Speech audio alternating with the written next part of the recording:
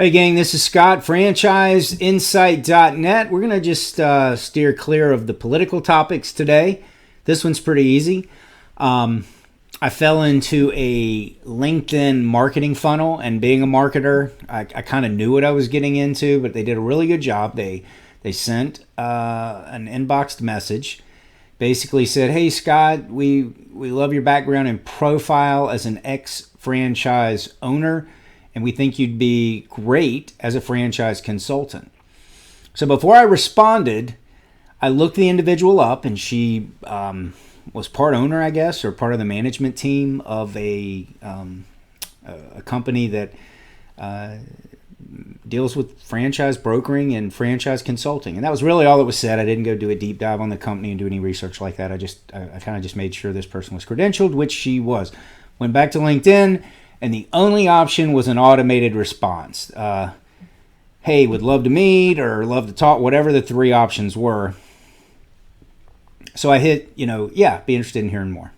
Because I like to learn more about the process. Not that I'm going down and changing roles on you guys at this point, become a consultant. Just wanted to learn more about the process and understand what these folks really did as a business. So once I did that, they were quick to send a text message, set up a call with me yesterday evening, everything very efficient.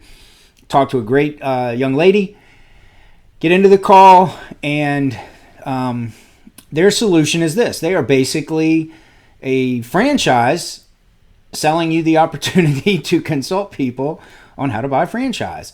So they set you up as an independent business owner. You'd set up your own name for the business. I guess you'd be under that brand. They'd put you through a 5-week training program, which that's positive, and get certified so you'd really understand the business. But they wanted anywhere from a few $1,000s up to almost $50,000 to participate in this. And I guess that tied to whatever level of leads you wanted, how deep you wanted to be able to go into their CRM system. And I don't know what other things, because I kind of cut the call at that point.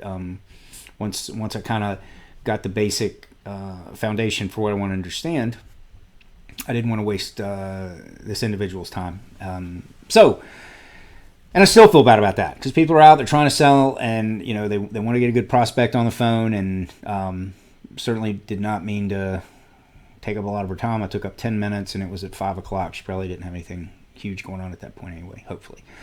So my point in bringing all this up is it just kind of lends itself to the landscape right now.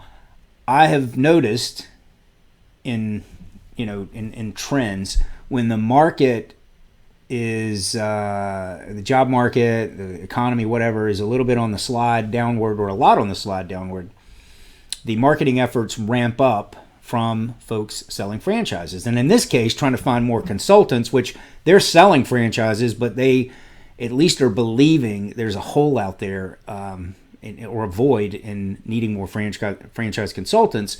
So they're selling this opportunity to train you and get out there and start your own business. And hey, it could be pretty lucrative. It's about a 50% cut of the average franchise fee, which is between $40,000 and $50,000. When you sell one of these a month,